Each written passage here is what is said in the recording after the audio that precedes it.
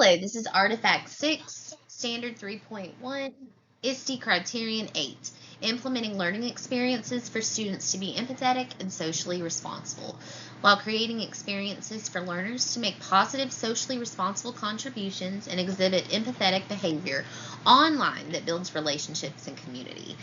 With Cass High School in Bartow County being one-to-one technology, my students often discuss online frequently. And so to suggest that I only use this particular standard once in a blue moon is faulty. I could pull from a plethora of resources where I have tried to build online community. So here's some evidence for that. You'll see on the left my guidelines for students as they delve into discourse with one another using the ABC method of discussion, where they acknowledge something the peer did really well, they build on the conversation, and then they contribute something new. So this really advocates and encourages students to build rapport with one another, trust each other, be vulnerable, and then of course build confidence. On the right, you will see student communication etiquette expectations.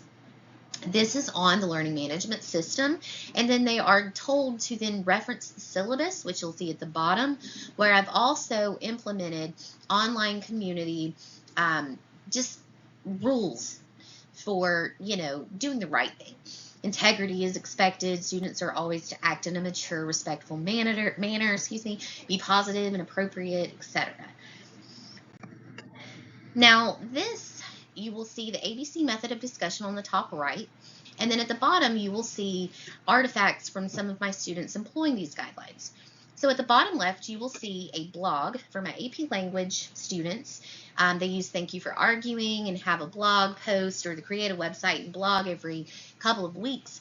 And then the students are required to find 2 blogs to respond to using, of course, the guidelines above.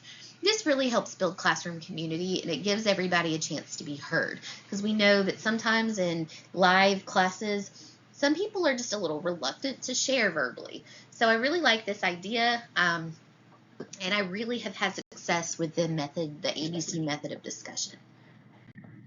The next artifact is for Standard 3.3, Criterion 10. Mentor students in safe, ethical, and legal use, including intellectual property, and then mentor students in the safe, ethical, and legal practice with digital tools and protection of intellectual rights and property.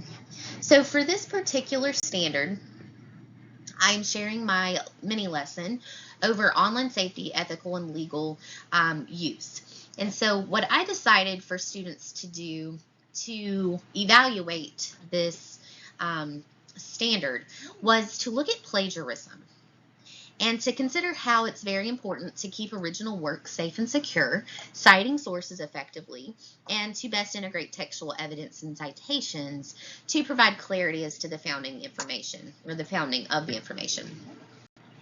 I find it really important, especially in ELA, English Language Arts, to teach these standards regardless.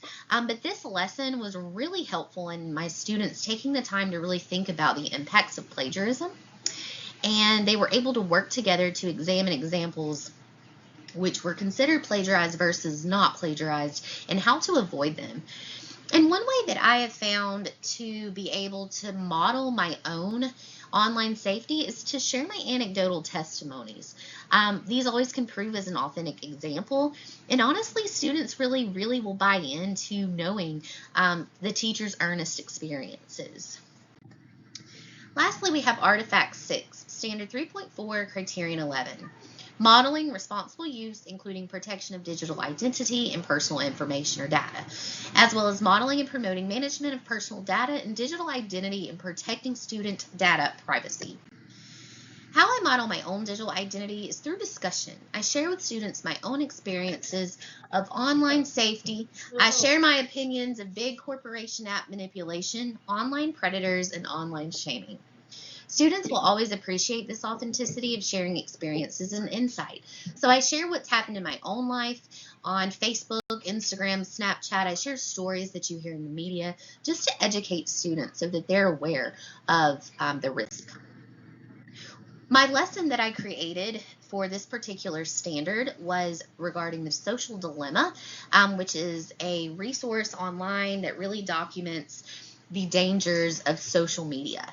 And what I had students do was watch the social dilemma documentary, and then on the right you will see a response to that topic where students had to basically explain how this is relevant to them, how they use their digital medias, and how they may be at risk based on some of the issues that can come about because of those risks with big corporates, you know, playing into your personal identity, getting to know who you are, getting to kind of use your search histories to advertise for you.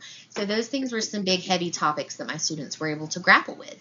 And in doing so, they were able to learn a lot about safety on digital platforms.